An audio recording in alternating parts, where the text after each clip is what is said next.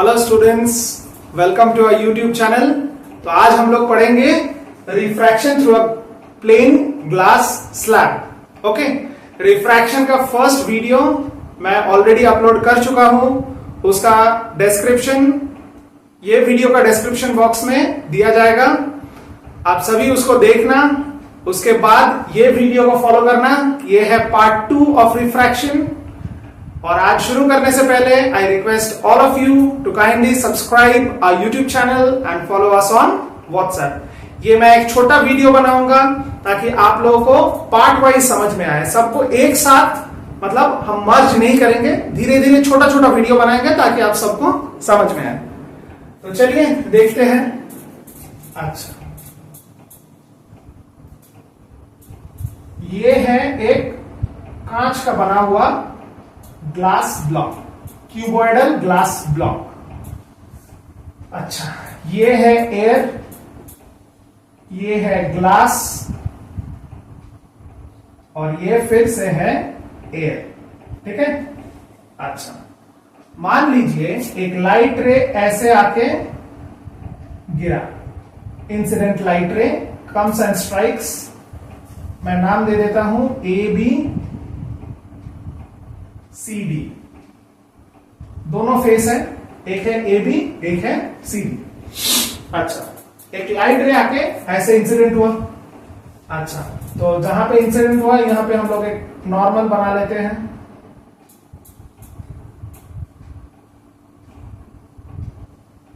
अच्छा, नॉर्मल कुछ ऐसा होगा, थोड़ा टेढ़ा हो गया ये, अब सही है। अच्छा, तो लाइट रे अगर ये ग्लास ब्लॉक नहीं होता तो लाइट रे को कैसे जाना चाहिए था? ऐसे सीधा निकल जाना चाहिए था, ऐसे सीधा निकलना चाहिए था। लेकिन ये है angle of incidence, angle of incidence. अच्छा, अब लाइट रे देख रहे हैं कि उसको रेयरर से डेंसर मीडियम में जाना पड़ेगा।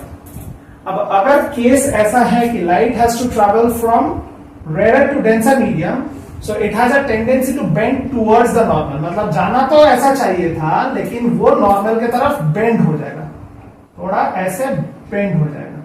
बहुत बढ़िया, ये गया। अच्छा, ये है रिफ्रैक्टेड रे। अच्छा, तो ये नॉर्मल के साथ जो एंगल बनाएगा उसको हम लोग बोलेंगे एंगल ऑफ रिफ्रैक्शन। अच्छा, अब CD फेस में जाके जब लाइट इंसिडेंट हुआ, रिफ्रैक्टेड रे जब टकराया CD फेस पे, तो यहां पे हम लोग और एक नॉर्मल बना लेते हैं। यहां पे नॉर्मल कुछ ऐसा बनेगा। ठीक है।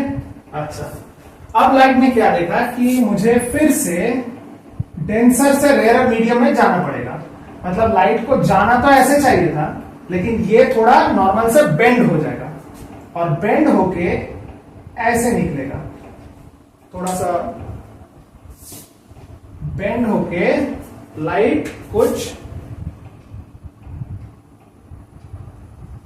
ऐसे निकलेगा। ठीक है।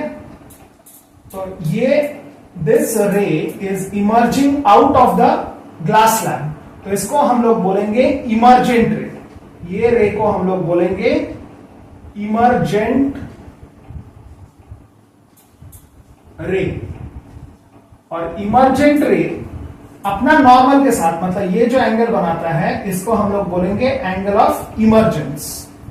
ये है एंगल ऑफ इंसिडेंस, ये है एंगल ऑफ रिफ्रैक्शन और ये है एंगल ऑफ इमर्जेंस। अच्छा, अब देख के कैसे लग रहा है कि इंसिडेंट रे को ऐसे जाना चाहिए था और ग्लास ब्लॉक रहने के वजह से लाइट कुछ ऐसा हट गया, मतलब कुछ पैरेलल शिफ्ट हो गया लाइट का कुछ पैरेलल शिफ्ट हो गया।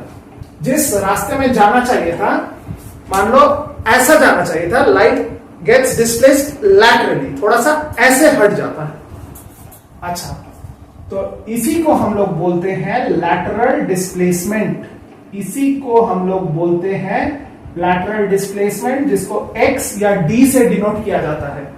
किसी किसी बुक में इसको X बोलते हैं, किसी किसी बुक में इसको D बोलते हैं। This is known as lateral displacement. X is lateral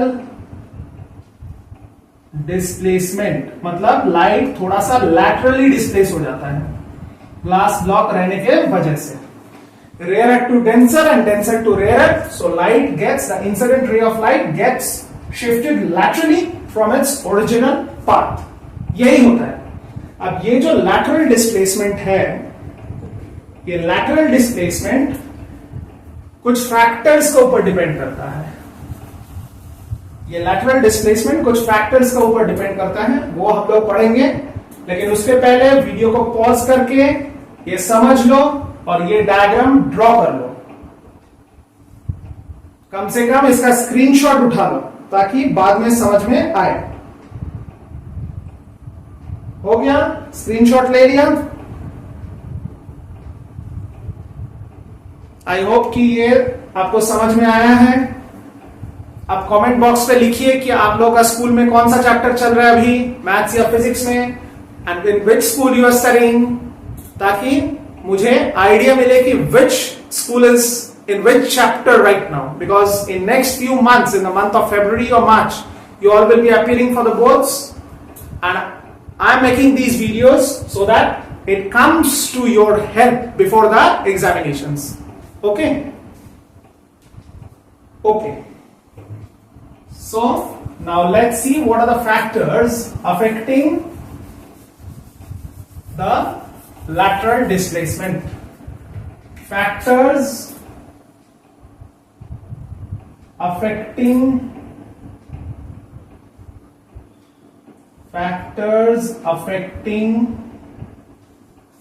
lateral displacement. Factors affecting lateral displacement.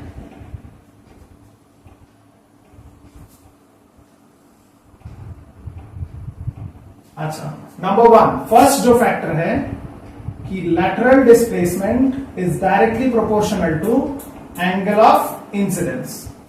मतलब मान लो फर्स्ट फेज पे लाइट आके ऐसे गिरा नॉर्मल के साथ, ये जो एंगल ऑफ इंसिडेंस बन रहा है, और दूसरे में लाइट आके ऐसे गिरा जहां पे एंगल ऑफ इंसिडेंस काफी बड़ा है, तो इस केस के लिए लैटरल डिस्प्लेसमेंट ज्यादा होगा. यहां पे एंगल ऑफ इंसिडेंस ये वाला है, यहां पे एंगल ऑफ इंसिडेंस ये वाला है.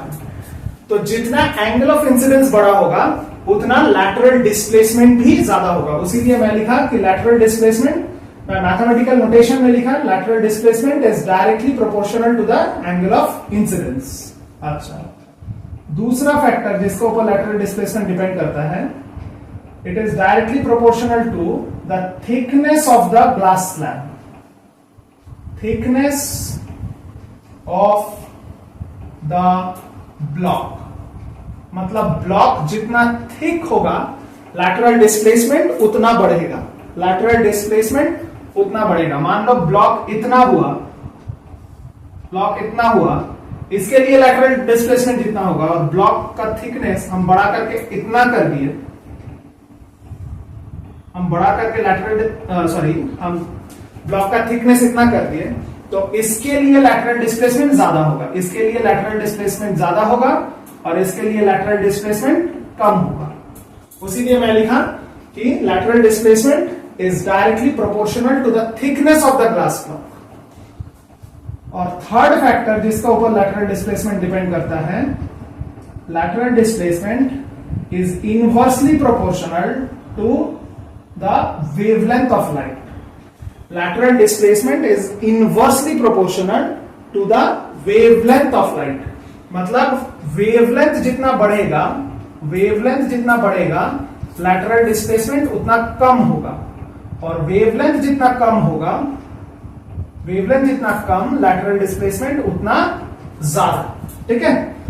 अब हम लोग जानते हैं कि रेड लाइट सबसे दूर से दिखाई पड़ता है, मतलब रेड लाइट का वेवलेंथ सबसे ज्यादा, और विजिबल स्पेक्ट्रम में वायलेट लाइट का वेवलेंथ सबसे कम.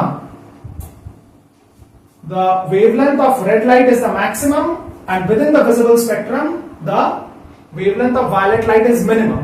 Now what did I say you?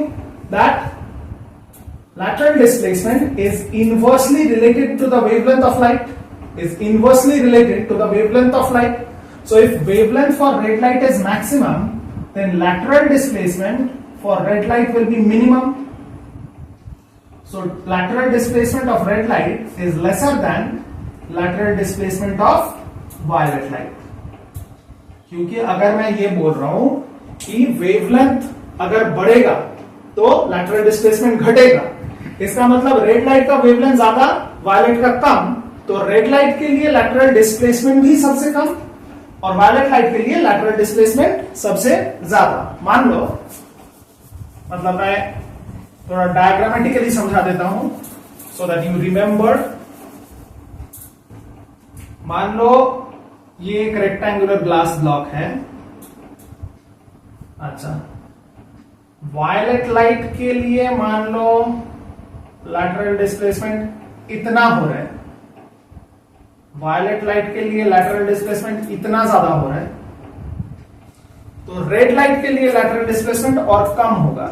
Red light के लिए लैटरल डिस्प्लेसमेंट और कम होगा, मतलब रेड लाइट के लिए कुछ ऐसा होगा. ये है path of original incident light. Red light के लिए एकदम कम होगा, इतना. रेड लाइट के लिए इतना कम होगा. और एरोज देना मत भूलना, क्योंकि in ray diagrams arrows are very very very necessary. This is for red light and this is for violet light. समझ में आया? तो यही है तीनों फैक्टर्स. एक है एंगल ऑफ इंसिडेंस, दूसरा है थिकनेस ऑफ द ब्लॉक और तीसरा है वेवलेंथ, जिसका ऊपर लैटरल डिस्प्लेसमेंट डिपेंड करता है. समझ में आया? ले लो इसका स्क्रीनशॉट, समझ लो अच्छे से. ले लिया?